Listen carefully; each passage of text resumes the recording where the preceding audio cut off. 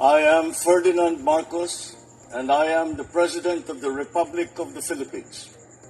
I stand today on behalf of 110 million Filipinos. Everyone, hello universe, it's me again. Shout out sa mga Marcos Loyalist supporters, Filipino and OFW. Nako, mayroon tayong updates guys sa inyo. Ito po si Corley Diskaya. Alam po natin matagal na po nakadetain sa Senado ito, no? Nakakulong ika nga, no? Dahil na cite in contempt nung hearing ng Blue Ribbon Committee sa pamumuno ni Senator Lacson, correct me if I'm wrong. Now, ang nangyari mga kababayan, naglabas po ng kautusan ng Sandiganang Bayan na siya po ay dapat arestuhin. Kaya ngayon, nako, talaga naman, siya po ay nandoon sa kanyang dapat na kinalalagyan sa tamang kulungan, no? Dahil alam po natin, pag sinabi mong Diskaya, siyempre, dahil viral, sabi ng tao, sangkot yan sa flood control. Isa sa pinaka number 1 na kontraktor na talagang, malaki po ang nakickback sa kaban ng bayan. Ayun na, totoo naman yun guys, di ba? Today is June 10, 2026. Shout out sa inyo guys once again. So dahil dito mga kababayan, umaasa pala ito si Corley Diskaya na matulungan siya sa mga tao na talagang kunwari ikakampi niya, yun pala hindi.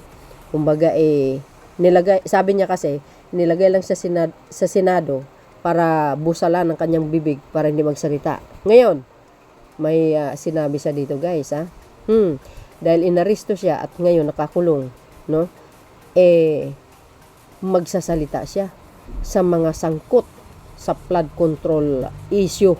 Oh my gosh, guys, 150. Sino kaya ang number 1 sa listahan? Baka si si Cubeta, si Piloca, o ang mag-amang Dilis. Abangan po natin yan mga kababayan, yung kanyang testimony, no? Sabi nga niya dito, tingnan nyo, breaking news, pinabayaan nyo ako, ikakanta ko kayo. Corley Diskaya, ikakanta na ang 150 na government official na dawit sa flood control scandal. OM goes. Ayan, kahapon ito mga kababayan, pero ngayon ko lang i-uploads. Ayan. Ngayon, manginginig na siguro ang mga congressman na sangkot dito o ibang politician. Kaya malalaman po natin sa takdang panahon. Para kumpleto detalyado, ito po ang kanyang sinabi.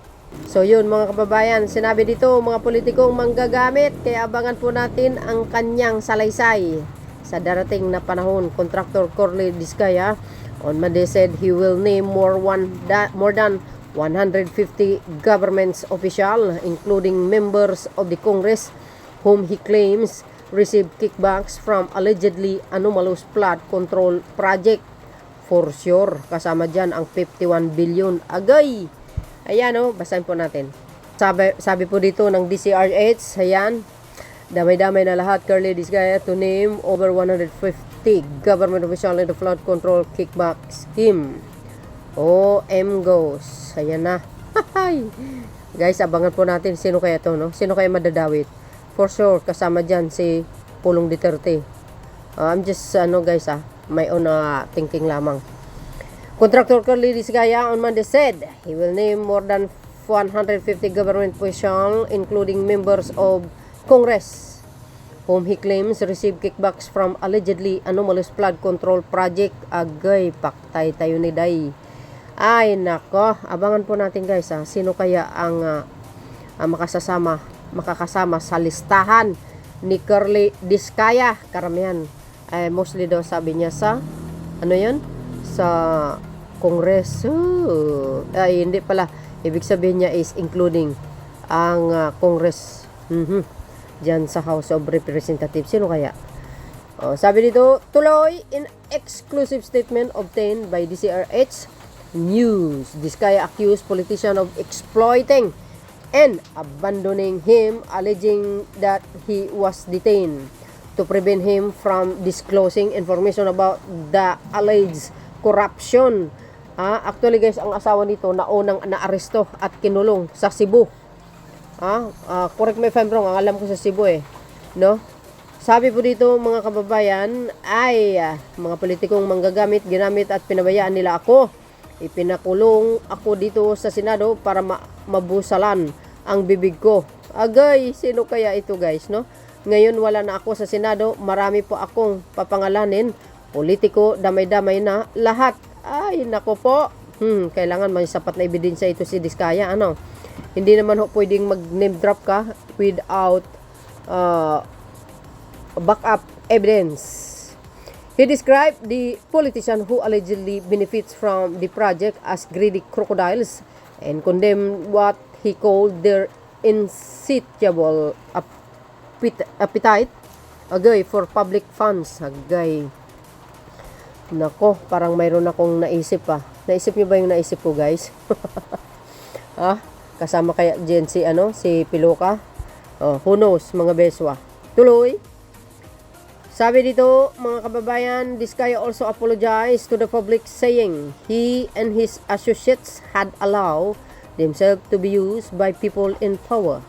Yun. Humingi ng tawad sa tao na nagpagamit kami sa mga may hawak ng kapangyarihan. Yes. Big piece. Goes.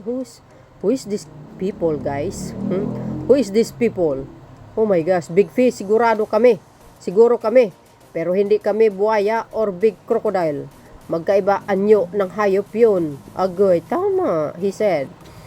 So ba guys, if you said crocodile, ito, tama nga naman.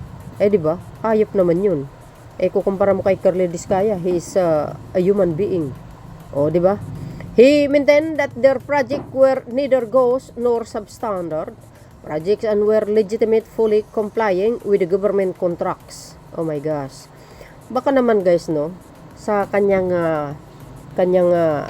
kumpanya, baka naman okay naman yung niya, ang kanyang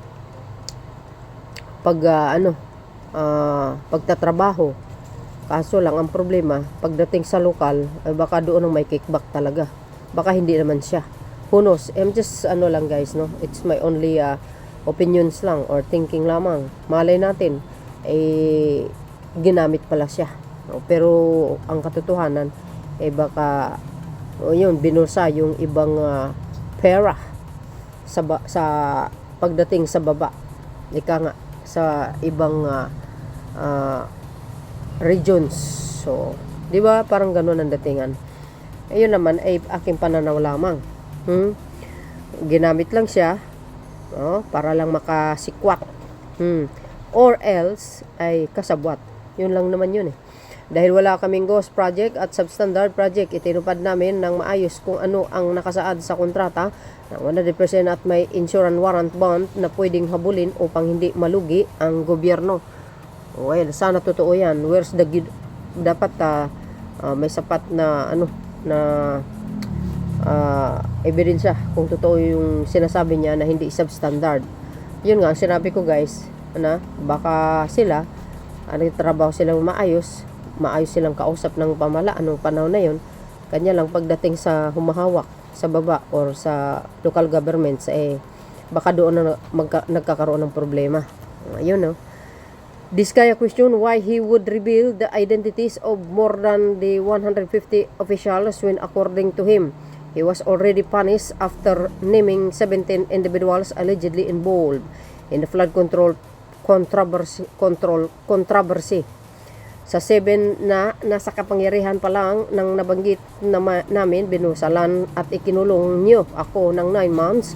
Bakit ko pa babanggitin ang mga pangalan ng 150 plus pa na nasa kapangyarihan dahil binusalan nyo ako he said. Akala ko nais nyo ng katotohanan kaya nagbigay lang muna ako ng kaunting pangalan, pero sa maliit na mga binanggit ko na bilang hindi na kayo mapagkakatiwalaan, paano ko pa babanggitin ang mga 150 plus na may hawak na kapangyarihan. Yan ang sinabi niya. He lamented sana sa umpisa pa lang sinabi nyo na ayaw nyo ng katotohanan kung alam ko lang na ganito ang aming sasapitin. Hindi na sana ako nagpangalan na pa, pero mas pinili pa rin namin na tumindig sa katotohanan at wakasan na ang paggamit sa amin ng mga nasa kapangyarihan na mga malalaking buhaya na walang kabusugan. Agay! Diskaya said he spent 9 months in Senate detention as part of an effort to suppress what he described as the full truth behind alleged flood control scam. Umanda kayo, sino kaya kayo? O, di ba? Tuloy, kung ito ang kapalit ng pagsabi ng katotohanan sa mali sa marami mong nalalaman, ang gawan ka ng kaso at alisin ng kalayaan upang tuluyang mabusalan ang katotohanan dahil natatakot na lahat ng 150 plus na mga nasa kapangyarihan bago ang bibig ko ay patuloy na madula sa pagsasalita ng walang humpay na katotohanan. Oh my goodness, ilabas mo na, pangalanan mo na para na ma-discharge na sila sa kanilang position. Meanwhile, authorities arrested Diskaya on Monday morning. Following his release from the Senate detention, the contractor is currently under the custody of the Philippine National Police Criminal Investigation and Detection Group, PNP-CIDG, after being served a warrant of arrest in connection with a non-billable malversation case linked to allegedly anomalous flood control project in Bulacan. Patay ka ngayon, non-billable. Agay! For life in prison, malversation case. Agay. So yun mga kababayan. Tuloy! This guy who is suffering from a shoulder injury sustained during his arrest and expected to be brought before the Malolos City Regional Trial Court, which issued the arrest warrant against him. O, ayan. Bakit kaya mga ibang mga tao, no? Pag sila ay naresto at makukulong, laging may sakit, nararamdaman. Well, simply because, guys, dinamdam nila yung kanilang pagkakulong at naapektuhan ang kanilang mga kalusugan. Siguro ganun, di ba? Ayan. So yun mga beswa, humanda ang dapat humanda. Sino kaya ang mga kasali sa listahan? Agay. Sa mga taong pinagkakatiwalaan niya, akala niya mas maano siya, kumbaga maliligtas. Nagkamali ka, sir. Matapos kanilang gagamitin, o ano ngayon? Ikaw ang nasa kulungan. Pero yung mga buaya, nakalaya pa. Pero in fairness naman, guys, sa Pangulong Marcos Jr., walang sinasanto. Malaking isda man o maliit. Allah, sige. Kulong kayo, kaya maraming galit-galit sa Pangulong Marcos Jr. Remember that, guys. Kaya niya, samot-sari ang mga pagbibintang sa Pangulo. Kaysa may malita, ihatid doon sa bahay niya, doon sa Duterte, kasi daw, lahat. Ano kaya yung susunod na ipaparang sa Pangulo? Baka may babae siya, guys, may kabitito si Pangulong Marcos Jr. May anak sa labas din. Ayun ang o kaya baka protector siya ng mga gambling lord, ganun So yun mga kababayan, sa ngayon ay nakakulong po si Curly Diskaya dyan po sa custody ng ating kapulisan. Ang misis niya, correct me if I'm wrong, nasa Cebu, nakakulong po. Ang dating marangya na pamumuhay ngayon, para kayong isang daga naka-detain sa isang maliit na kwarto. Kaya gumawa kayo ng tama, para nang sa ganun maganda ang buhay kaysa gumawa ng masama. Yan ang resulta. So yun mga kababayan, ang aking pinaka-latest update. Thank you guys for watching. Follow me and likes. See you again on my next upload. Bye bye bye and baboos. God bless Philippines. There's more.